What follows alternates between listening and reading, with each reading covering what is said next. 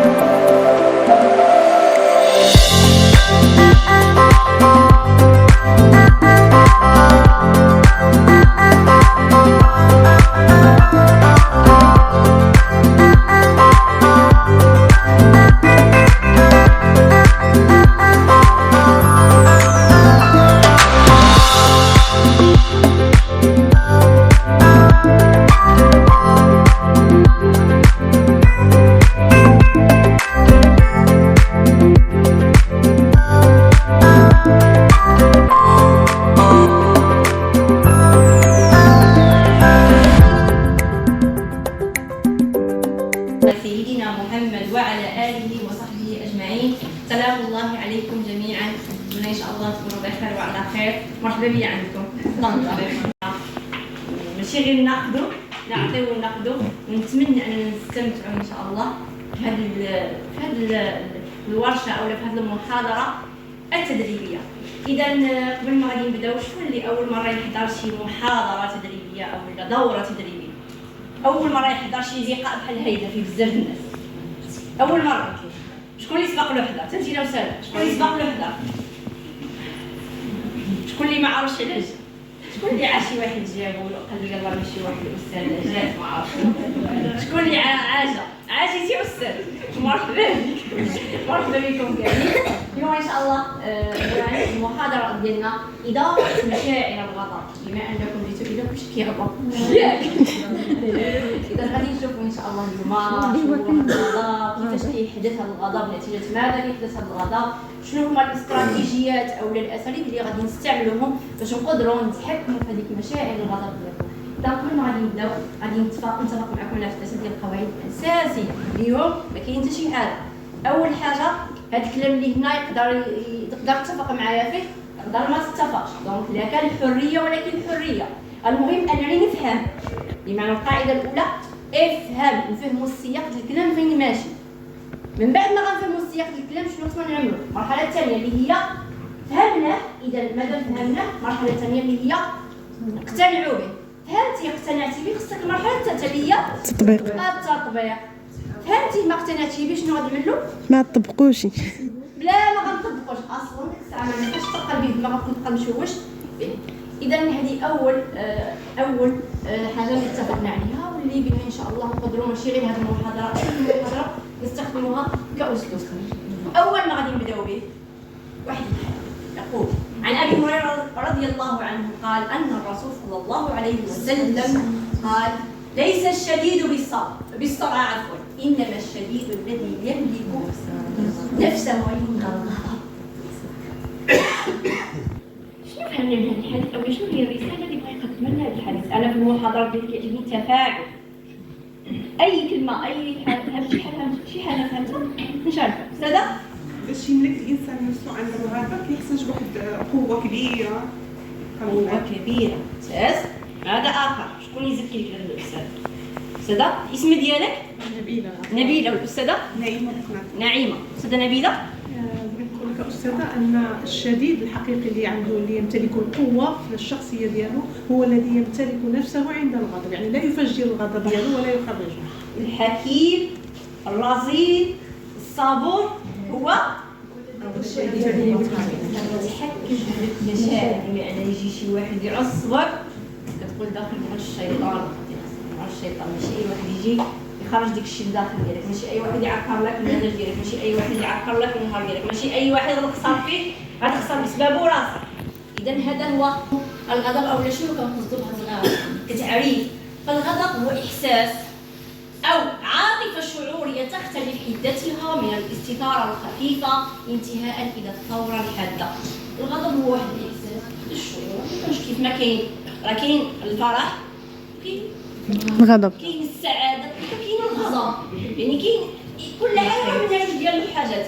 الله سبحانه وتعالى خلق هذا الكون راه فيه من كل شيء، من كل زوجين، من كل شيء اختار زوجين كيف ما كاين أو لا خلق عشان زوجين.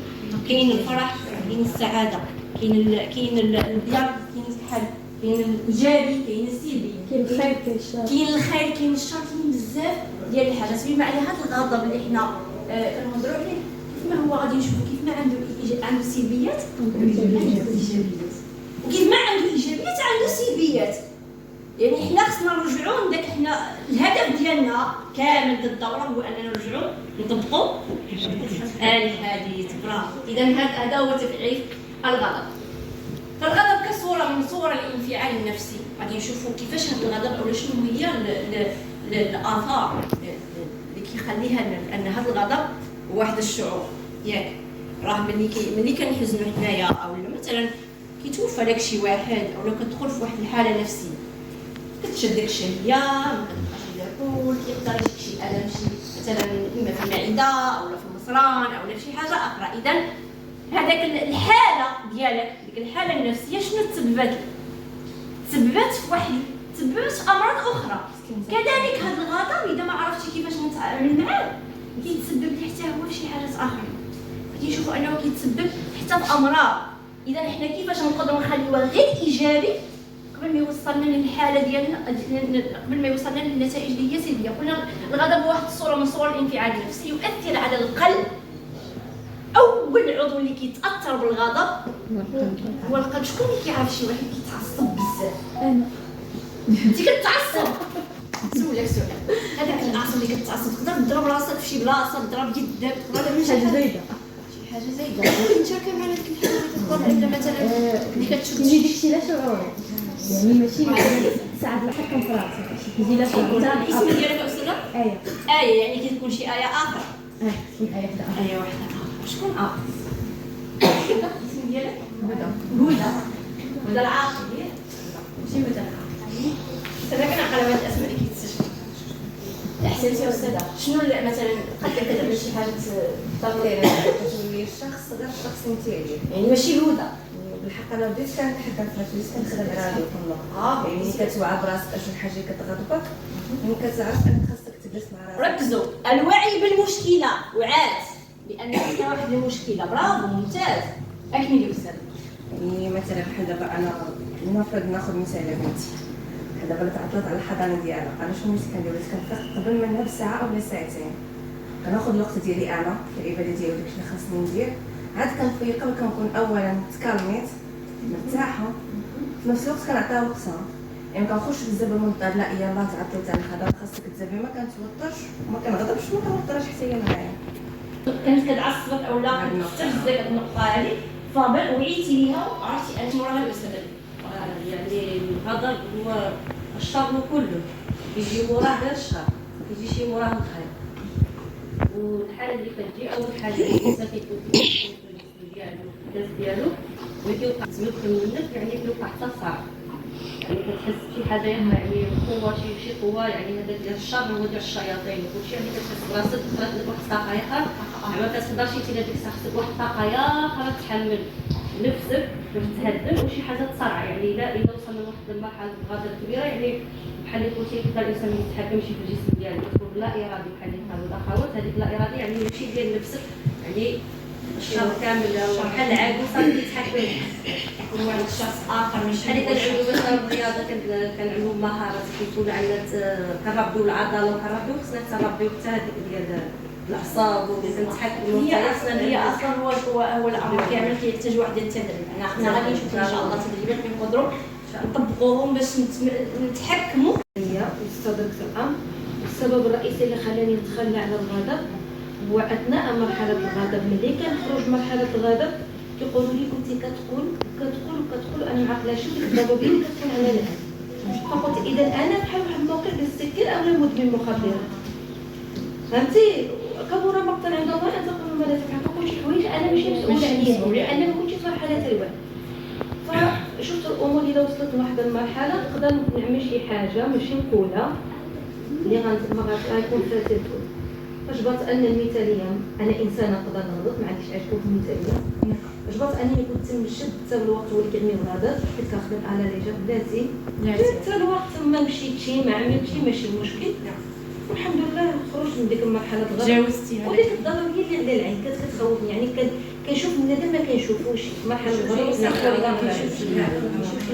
وغادي نعطيك استاذه غادي نشارك مع الاخوان والاخوات. هما كاين مشاعر حدة المشاعر. كاين ملي كنكون فرحان بزاف شنو كنبقى نعطيك الوعود عباد الله اللي جا في الطريق غنعمل لك وغنعمل لك لا كنفيق انا ليش نعمل وكنكون في قمه الغضب ديالي وكنتخذ قرارات.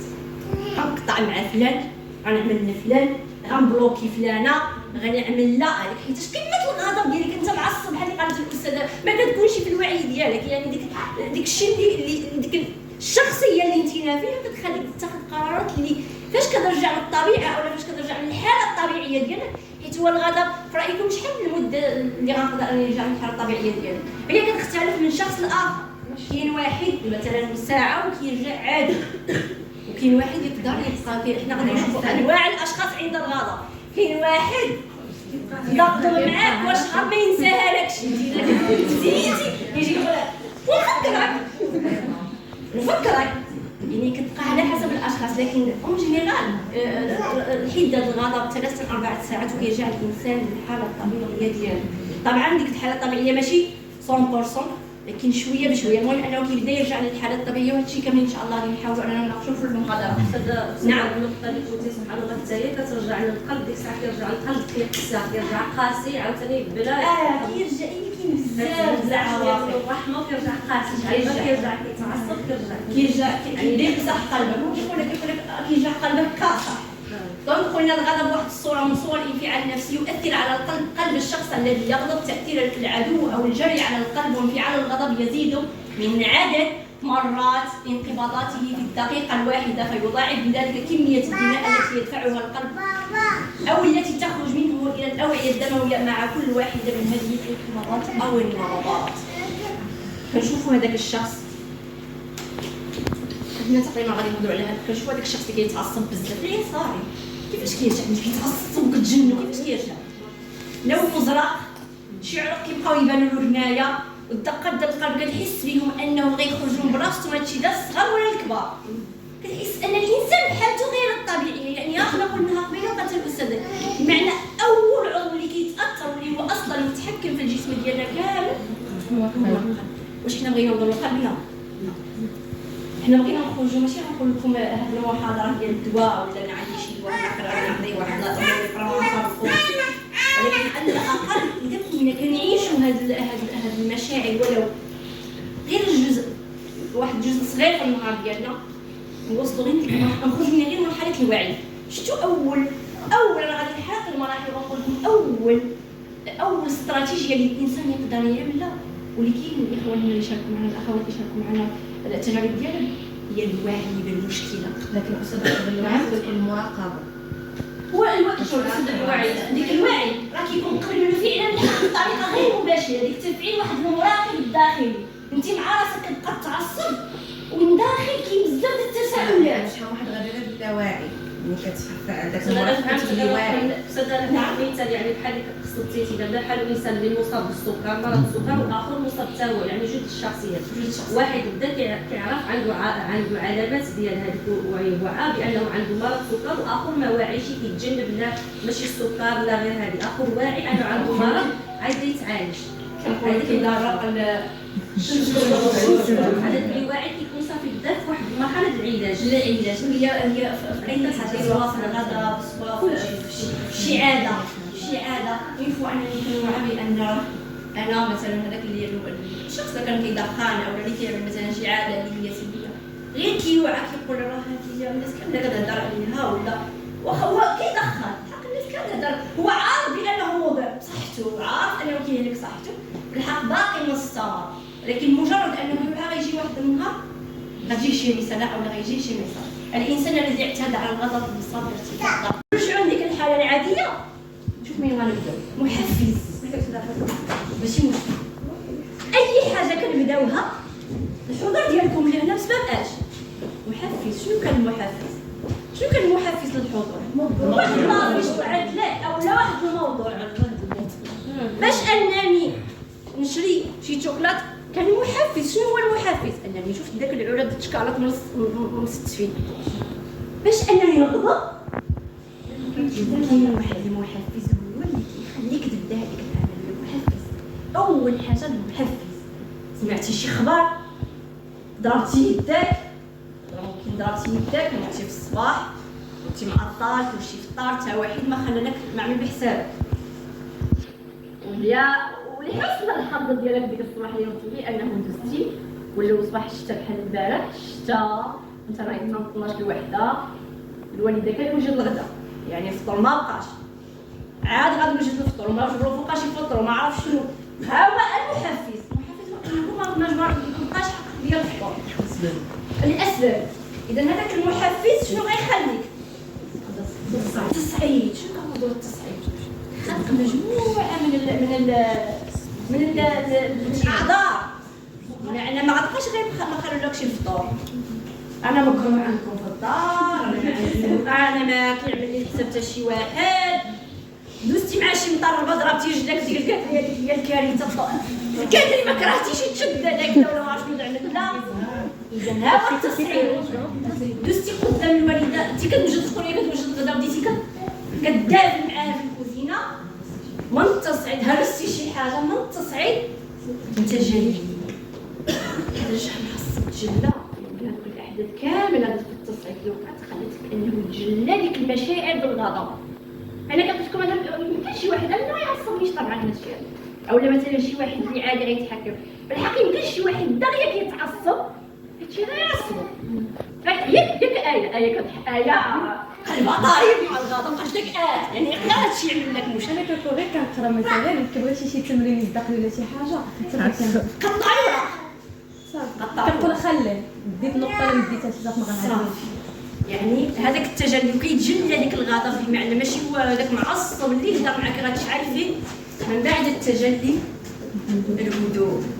نصبروا على هذه النقطه شي حاجه خايبه وقعت لك مع شي واحد يعني شي موقف وقع لك مع شي واحد خايبك انت هذاك الهدوء شنو كنقصدوا به جلا الغضب جلا وتعصبتي ومعصب باقي بالحق انت باقي الهدوء ماشي بمعنى رجعتي بحال الطبيعيه لا هذه جاي انك ضميرك الهدوء غير الهدوء ما جلد الذات وتأنيب الضمير وانا كنت معصب وغوت في ماما وانا عملت وانا فعلت وديك السيريه اللي قطعت هي اللي عندي ديك السيريه اللي قطعت ودابا العطله ما كاينش اللي غيتلاقاني يعطيني نعمل فوتوكوبي اذا شنو غيوقع الهدوء غتبقى تجلد راسك تأنيب الضمير بزاف من بعد تأنيب الضمير نفس اللوامه فين غندخلوا اكتئاب ما سمعوش اكتئاب على انه ما عرفتش بحال يعني ولكن نعاود ماشي حل السكات ما باغيش نهضر عدم الرغبه في عدم التواصل مع الاخرين انطيوة اكيد ومع كامل معانا هنايا طبعا اللي 15 17 مراهقين ومراهقات كيوقع لهم بزاف هادشي هذا الغضب. تما كيدخل هو الهدوء، من الهدوء الاكتئاب، انه ما باغي يهضر مع واحد حتى شي واحد، او ما باغي يشارك، الصمت مكتفي. من بعد الاكتئاب، هذاك الاكتئاب هو اللي كيخلي انه يوعى، انه يقول اي جزء ديال الاسئله. طبعا راه في بين كل مرحله ومرحله كاين واحد المده وكاين مجموعه من الامور كتوقع. وقدروا نقولوا هذا واش من داك الاكتئاب. نعم قبل ما يخرج من داك الاكتئاب كيبدا يتكلم واحد الشخص. اذا لاحظت اذا هذه الدائره تكررت بزاف بدون تغييرات عنده صعوبه، شحال ما تعلمنا شي من هذا الشيء اذا كنا كنرجعوا حنظر كيرجع اكتئاب زايد الدرجات. يعني لا ما عندوش المثيرات الغضب فوق شترمجي عصفر، ولكن حاليا مع الضغوطات واحد المرأة مثلا عاملة ماشي مثلا مرأة ربما يعني كتبقى على حسب الاشخاص. المرأة اخرى عندها ضغوطات مثلا، هذيك جات غير بحال الطريق اللي كنقولوا حنايا هذيك الكاس اللي فات اللي فيه الكاس وصافي، وبالتالي هذا الواحد غادي يقدر يحفزو، الاخر غادي يوصل حدود الصعيد. بالنسبه لي اي حاجه غنبقى اي السعاده اي حاجه خصني ضروري نعرف الاسباب ونخلق داك التوازن في النفسيه. شكرا جزيلا استاذه. نرجعوا لكم استاذه، شكرا جزيلا على المداخله ديالك. شكرا استاذه على هذا المحاضره وانا بغيت بالنسبه للنقطه اللي درتي ديال بالنسبه للغضب انا كنت نتحكم فيه في المحفز، كيف نقدر نتحكم فيه لما يوصل للهدوء ما نبقى نتحكم فيه. كيفاش نقدر نتحكم في المحفز في الغضب؟ خاصني حتى نعرف انا، خاصني نعرف راسي اين انا بعدا من هاد الانواع اللي غادي يشوفوني انا، باش نعرفوا المحفز واش نقدروا نتحكموا في المحفز ولا في التصعيد ولا في التجلي ولا في الهدوء ولا في الاكتئاب. خاصنا نصنفوا راسنا نصنفوا راسنا بين الاربعه ديال الانماط غادي نشوفوهم، ونشوفوا اي حنا من هاد الانواع. واش حنا من الغضب المقنع اللي فيه غضب مكبوت وغضب ارتيابي، انا راه بحال ديك الدائره اللي حتكون في الفرق، غير باش كل واحد يشوف راسو هنا اي شخصيه. واش اللي كيمتلك الغضب المكبوت، حيت المكبوت غادي يتجاوز المحفز وغيتجاوز التصعيد وغيتجاوز غيتجاوز التجلي وغيتجاوز المكبوت، عنده داكشي الداخل اللي كيخرجوش، وهذا هو الخوف منه. الارتيابي عاود حتى هو يقدر انه يتجاوز المحفز ويتجاوز التصعيد ويوقف في التجلي. تما عاد كيفيق بانه راه في واحد المشاعر ديال الغضب. بمعنى حتى نعرف انا اي نوع عاد نقدر نشوف كاين نقدر نتحكم. واش نتحكم في المحفز او كيفاش نتحكم؟ كاين استراتيجيات استاذه بسيطه، اي نوع كنت من هذه الانواع ديال الغضب نقدر نطبقوا استراتيجيات بسيطه جدا، ما محتاجش شي انني نقولها انا ولا نقدر نكونوا شفناهم شي مرات. كنشوفوا بزاف ديال الحاجات غير في الفيديو هذا، ولكن كنقولوا هادشي كاع ما حنا اصلا ما عملنا حتى شي خطوه، حنا ما عملنا حتى شي خطوه تجاوب، وكيبان لك كتقول ديك الشيء ما غيعطيش واحد النتيجه، ولكن ديك النتيجه ما غاديرلكش النهار الاول او النهار الثاني او النهار الثالث. كاينه واحد القصه د واحد الطفل كيتعصب بزاف، يعني هنا باش نكمل الرساله اللي نوصلكم من هذه القصه. الاب ديالو باش يدربو ما يبقاش يتعصب، شنو قال له اجي ابني، عطاه واحد الكرتونه مسامر واحد اللوحه واحد المطرقه، قال له وقت ما تعصب مشي ضرب مسمار، وقت ما تعصب مشي ضرب مسمار. تعصب مره الاولى مشى ضرب مسمار، مره ثانيه الثالثه الرابعه، واحد النهار جا عنده فرحان قال له اليوم ما تعصبش ما ضربتش المسمار. قال له مزيان برافو، تحكمتي راسك؟ قال له تحكمت في راسي اليوم ما ضربت حتى شي مسمار. قال له اش غنعمل دابا؟ قال له مشي ديك اللوحه اللي درتي فيها ديك المسامر وقلع ديك المسامر كامل ونشوف شنو غادي تجبر. شنو غادي اللي يقلع ديك المسامر؟ جبر ديك اللوحه كامله اثار ديال المسمار، جا عنده وهو ما عارفوش الحل. قال له شوف كيفاش رجعت. قال له شتي ديك نعم من المشاعر قال له هذاك هو الاثار، سواء عليك انت لا الاضرار، سواء شي واحد اخر وانت معصب قلتي شي كلمه لشي واحد اللي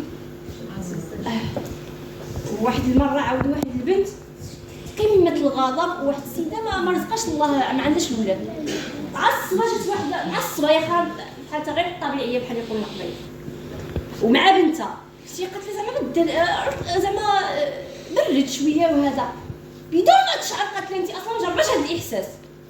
انا تخيلوا قمه الغضب ديالها شنو هو الاثر اللي خلات في ديك السيده. شفتوا بحال ديك الاثر ديال المسمار. اذا حنا دائما نحطوا راسنا غير واش اذا بغينا ندربوا راسنا نقدروا نمشيو ندربوا على هذيك نشوفوا كيفاش غيخرج، واش غنضرب مسمار ولا جوج ولا ثلاثه ولا بزاف ديال المسامير. اذا هذاك الغضب راه كيخلي مشاعر. هذه إحدى هو بغا غير يدربوا يعني كتجربه باش انه يشوف مدى السيطره ديال النعمه وسدى. ربما داك المحاكاه اللي تكون ديك اللحظه هو تيجبد ليا داكشي القديم على اللاوعي ديالي، التوعي العقاد وبزاف حاجات الى اخر انا جاي. حنا ما كنوعاش بهادشي حتى ملي كتجي كتجري كتقول هو هادشي بسيط اللي غيتصدق. شكون اللي قال قبيله هذيك هي النقطه اللي كتفيض داك الكاس يعني كيكون قالت له استاذ لا هو راه عنده شي حاجه في الخلفيه قديمه خصنا هذاك ولا خصنا نعرفوا هو السبب. والسبب. نعم هو السبب. كاين مثلا كيقول لك شي واحد انا وصلت لواحد النتيجه هو هذاك الغضب او وصلتي لديك قمه وصلتي لديك الاعصاب كتعصب على اتفه الامور يعني على ابسط حاجه كتعصب الا لو كاين اسباب يعني كاين شي حاجه اللي في الجدر هي اللي خلاتك توصل لديك المرحله. فانواع الغضب قلنا النوع الاول اللي هو فيه جوج المقنع فيه المكبوت والارتيابي. نشوفوا مفهوم المكبوت. يكبتوا كثيرون غضبهم لانهم يخشون منه. كيكبتوا هذاك الغضب كيخبروا كيمتصوا هذاك الغضب من عنده. علاش؟ لانه من والو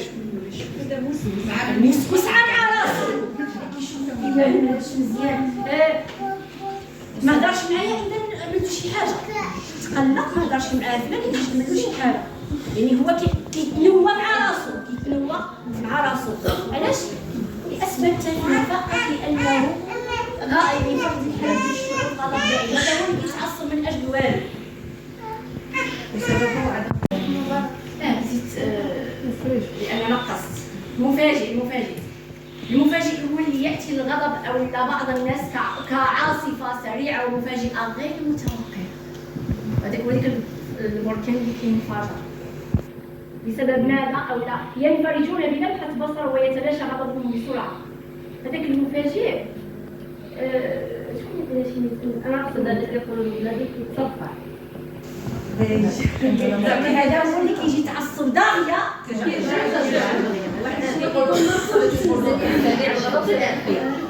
هذا هو اللي سريع الغضب سريع الرضا. هذيك الشيء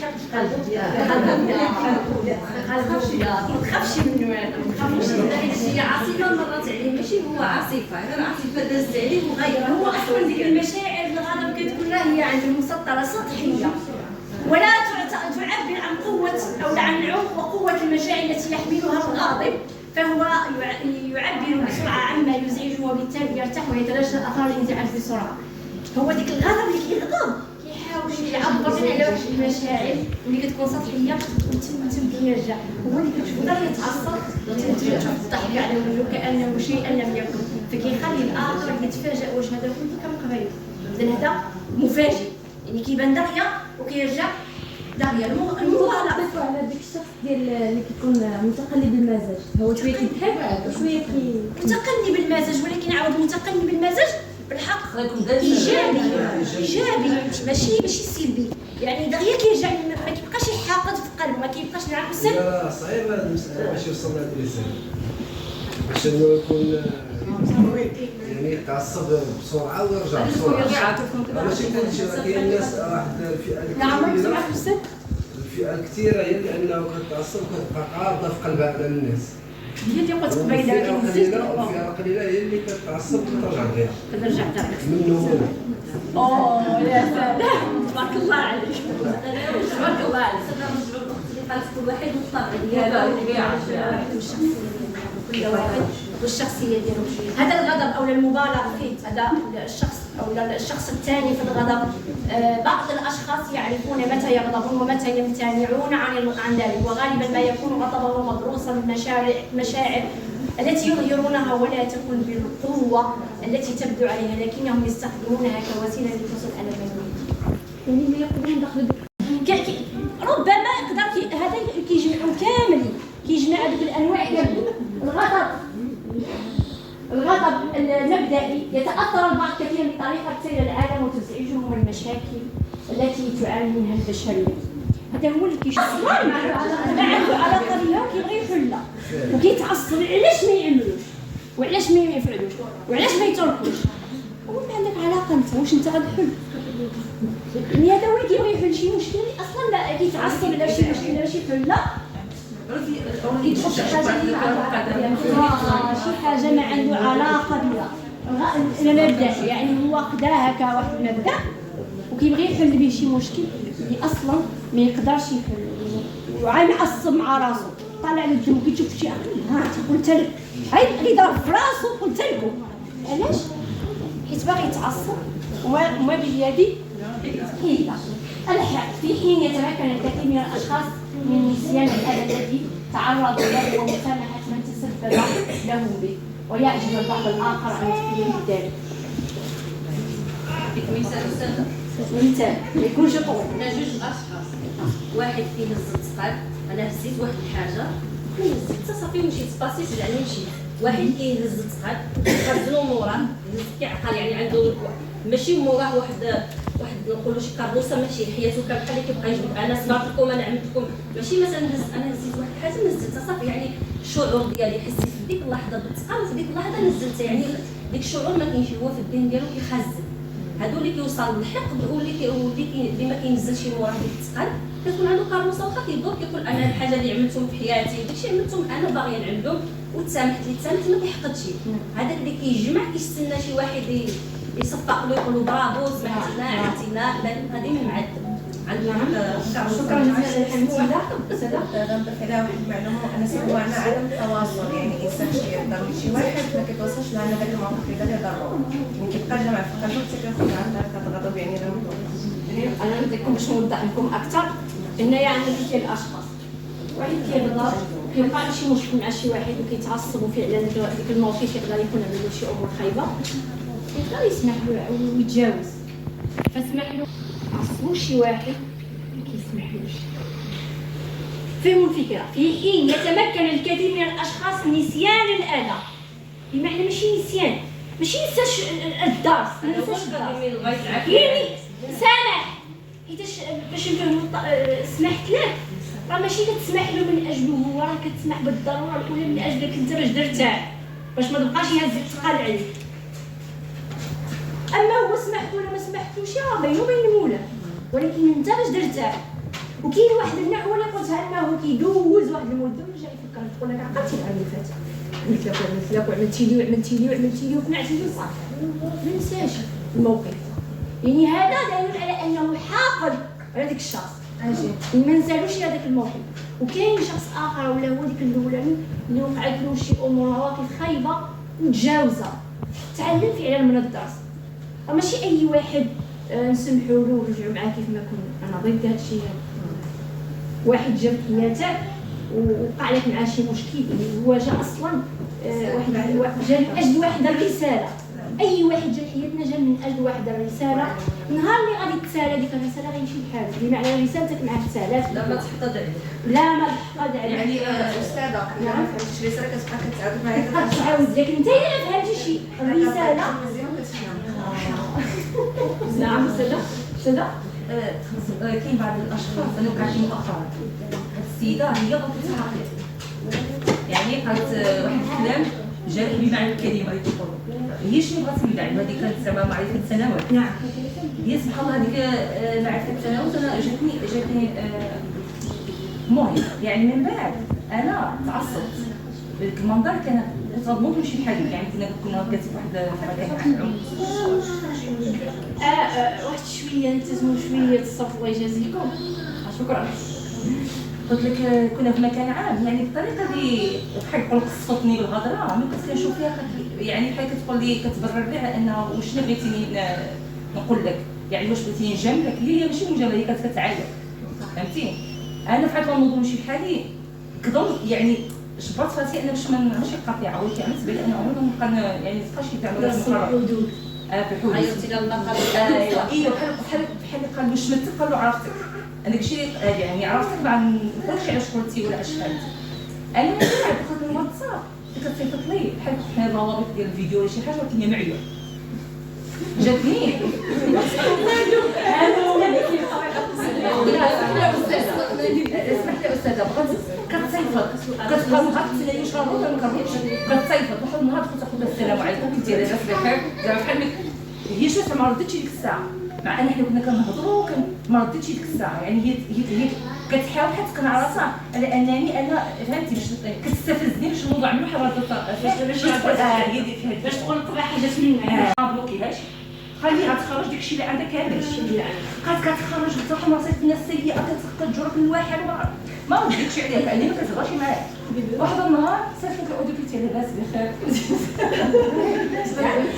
فين غبرتي لا باش نحاول لا قلت لها رجع هذيك قلت لها انا بصيفط حمار السلام عليكم لاباس بخير انت ما رديتيش قلت لها ربما يكون عندك شي عذر الله اعلم الانسان عنده العذر ديالو ما عرفتش هذه المشاركه ديالك اي شخص جا لنا لو انه يقدم لنا واحد الرساله لا سمحتي استاذه واش اتصل فيها مزيان نعم تصرف صافي تجاوزتي هذيك السيده تجاوزتها ولكن يعني ما قطعتش معاها ما قطعتيش هو ماشي شو لا انا بلوكيت واحد الشخص هذيك تبرهش جاتني بحال انا غنزل المستوى ديالك انت غلبتيني انا ما تغلبتش انا بالعكس انا جاتني بحال انا جبريت انا رجعتي رجع الصواب ما نقولوش رجع الصواب صافي دونك اي حاجه او نفهموا ان اي شخص في حياتك باش يقدم لك واحد الرساله خاصك تفهم الرساله اذا ما فهمتيها شي غادي تعاود الامور ايوا اذا نعم تلاحظوا جسدي او الالم نفسي ما نقولوش دائما الالم هو واحد الحراق كاين الم هذاك الشخص اللي رجع يتعصب بزاف الا وعرف كاين واحد الدقه جاتو ربما شي موقف اللي خلاه فعلا ماشي غير جا وتعصب ماشي غير جا وصل ديك المرحله انه كيتعصب او لا عنده هذاك الغضب ديال الحقد او لا هذاك اللي حاقد عرف انه دازت عليه بزاف الدكاكه اعترف وما تعرف وصل داك الحقد ديالو او لا هذاك اللي كيبقى شد في قلبه او لا هذاك المكبوت هذاك اللي كيخاف انه يعبر على ديك مشاعر الغضب ديالو تقدر تكون المره الاولى المره الثانيه وماشي غير جاو كبته اذا هو وصل لواحد النتيجه الا وكان عندها اسباب كذلك كاين اسباب اخرى المزاج مع الاخرين الصدمات المزاح عفوا المزاح مع الاخرين صدمات عاطفيه وضغوط العمل كاين مثلا اخر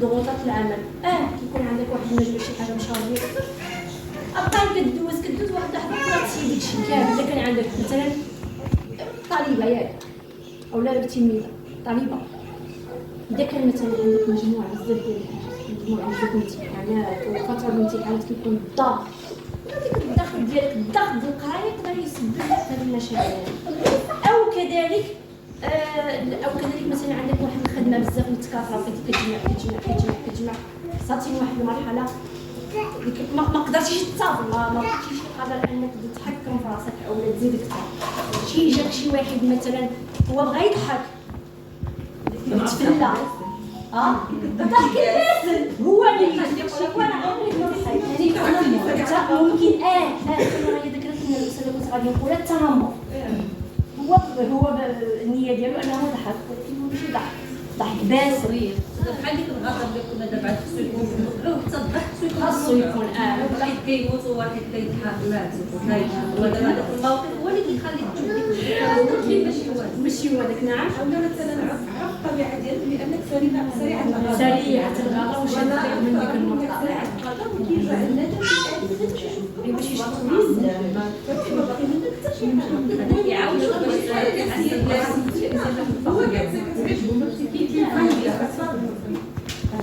شكرا جزيلا وصدمات عاطفيه تجارب مثلا في العلاقات العاطفيه ديالو فالسابق اذا شفنا المفهوم شفنا انواع ديال الناس شفنا الدائره شفنا الاسباب نشوفوا شنو كاين النتائج بزاف النتائج اول نتيجه ارتفاع الضغط ديال الدم قصار التنفس ما كيبقاش هذا ملي كيوصل لحده الغضب ما كيبقاش يتنفس مزيان ملي كيكون هادشي كامل على الجسد على الجسد خاصة ديال القلب، ما كيبقاش القلب خدام كيف ما الحالة الطبيعية ديالو. الارتعاش هو اللي قلت قبيله، قلت والله كتلعب وانا شفتها حالة قدامي كتبغي كتلعب. زيادة افرازات هرمون الضغط اللي كيتزادوا في ديك الهرمونات ديال الضغط، كيتزاد العمل ديالهم، كتزاد الطريقة ديال الخدمة ديالهم. كذلك الإنسان يعني عنده وقت هو كيكون من النتيجة ديال الغضب الإنسان. تقلص حدقة العين، النقد المستمر. إذا جا حتى أنت كتنتقد واحد، لأن النقد كاين نقد مهم ولم تتألف أنا شو حنا دابا كنقراو نسالي داك الساعة غادي يبقى حتى غادي تكتسب هذيك الطريقة وتبقى حتى انت تنتقد الآخر. كيقدر يدخل الشخص في الاكتئاب، عدم القدرة على النوم، يعني كيبقى عنده اضطرابات حتى في النوم. حنا ما نقولوش ما نجيوش نوزعوا هاد النتائج كاملين هادو ديال انا فيا، لا، اللي كنقولوا واحد الحده، حيت يقدر يكون مثلا واحد النتيجه عندك، نقدر جبرنا واحده مثلا، ماشي ضروري تجبر كلشي، تقدر تجبر شي وحده. هاد النقطه اللي كنتعصب كدوك عليك باش كنتعصب، هذاك اللي كيتعصب كيبقى على الناعس ما خصوش شي حيت بالنسبه لي كيهرب، كيكون هذاك الهروب، اصدار اراء سلبيه، كتبقى تصدر على راسك اراء سلبيه. انا ما نقدرش، انا ما نعملش، انا ما نطفاش، انا ولاش غنوض ما نطفو ولا ما عندناش نوض. الشكوى المستمره كتوصل بعض المرات، ما عرفتش كيف لسه شي واحد فيكم، انا شي مرات كنوصل لواحد المرحله ما كنبقاوش ونقبلوا الشكوى. وغير قلت للصديقه اللي قلت لا، وصلت لواحد المرحله انني ما خصنيش نسمع شي واحد كيتشكل الإدارة السلبية كتأثر سلبا، أو اطلاق به، أو إلا كتجي معاك مع خدمة ولا شي حاجة كيشكي بزاف. بغا نسمع لك مرة الأولى مرة الثانية، ولكن غتبقى تعاود تشكل في آخر كتحس أن داك الشيء ديالو هزو نعرف السر. شي واحد بقى بغا يسمع الشكوى، أنا كلشي ولا كيشكي. المشكل دابا كاين مواضيع اللي على الشكوى، على المعيشة، على التعليم، على المشاكل هنا، أي حاجة كيشكي عليها الإنسان.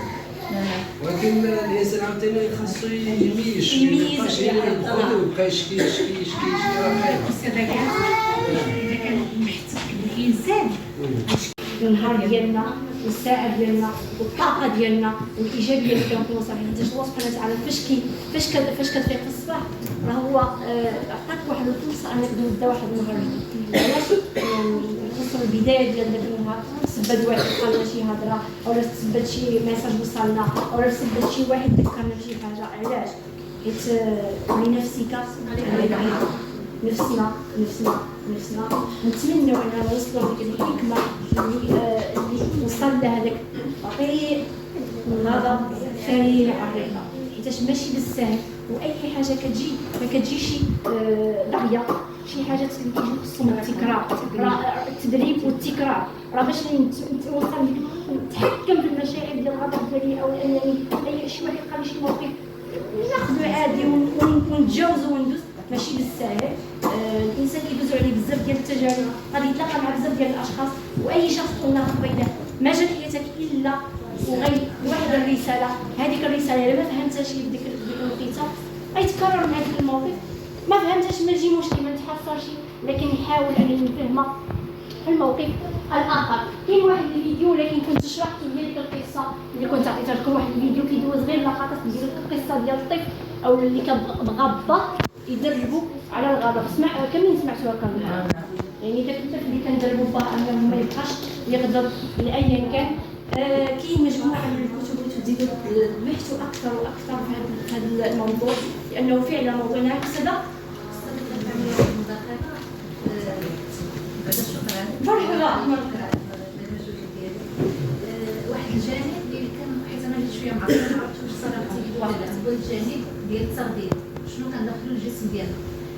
سمعت الاخت قالت بان احنا الغضب او نقدروا نسميوها بعباره يعني اخرى هو هذاك الجانب الناري اللي فينا من داخل، لان الجسم كيتكون بزاف العناصر بيناتهم الحمار، تراب، النار الى اخره.